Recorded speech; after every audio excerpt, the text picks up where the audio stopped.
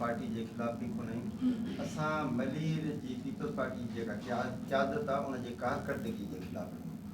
उन्हनि हमेशा जे लाइ असां ख़ासकेलियुनि खे त उन्हनि नज़रअंदाज़ कयो पर ॿियनि मज़लूम बिरादरियुनि खे बि नज़रअंदाज़ कयो आहे। जेको भुट्टे साहब हिकिड़ो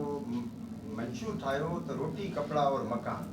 उहो सम्झनि था अगरि असां ख़ासकेलियुनि खे नुमाइंदगी ॾिनी त इहो हक़ीक़त में ईअं आहे त उहो मज़लूम बिरादरियुनि ते ऐं ख़ासकेलियुनि ताईं उहो पहुची वेंदो उहो पर हू रोटी कपिड़ा और मकान उहो पाण पिया खाइनि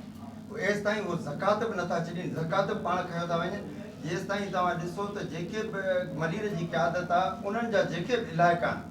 आहिनि तव्हां ॾिसो डिफेंस जे तर्ज़ ते बनाया विया आहिनि मज़लूम बिरादरियुनि खे जिथे बि आहिनि उन्हनि सिबिननि जी हालत ख़ाली सुमार कंडाणी जी न आहे इहा हालत उन्हनि सिबिननि जी हालत आहे असांखे उन्हनि हिकिड़ो तोहफ़ो ॾिनो आहे सीवरेज जो पाणी किनू पीअण जो पाणी न हुअण जो सिहत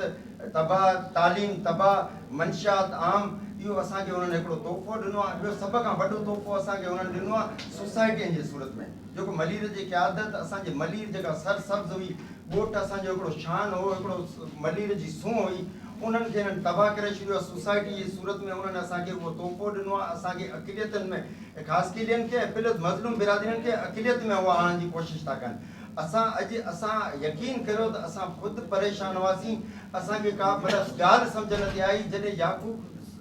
ख़ासकेली जी रहनुमाई असांखे मिली हिन जहिड़ो रहनुमा मिली वियो त अॼु असांजो सीनो चौड़ो आहे असांजो सीनो चौड़ो कोन्हे पर मज़लूम बिरादरियुनि जो बि सीनो चौड़ो थी वियो आहे उहे बि अॼु ॻाल्हाइनि पिया अॼु उहे बि इहे क़दम खणनि पिया अॼु उहे बि असां ॾांहुं अचण लाइ तयारु आहिनि ऐं इन्हनि मलीर जे क़यादत खे चवां थो त ख़ुदारा ऐं ज़िला काउंसिल में वेही करे उहे सभु माल खाई पिया आहियो सभु पेट हेॾा करे छॾिया आहिनि अलाह मञो अलाह जे रसूल खे मञो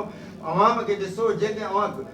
घटियूं बि हलण जे लाइ न आहे सिहत तबाह बीमारियूं अवां ॾिनियूं आहिनि मंशियात अवां ॾिनो आहे पाणी पीअण जो न ॾिनो आहे किनू पाणी ॾिनो आहे उन में बीमारियूं पैदा थियनि पियूं अलाह जो को ख़ौफ़ कयो बसि इन खां वधीक ॿियो कुझु कोन चवंदुसि।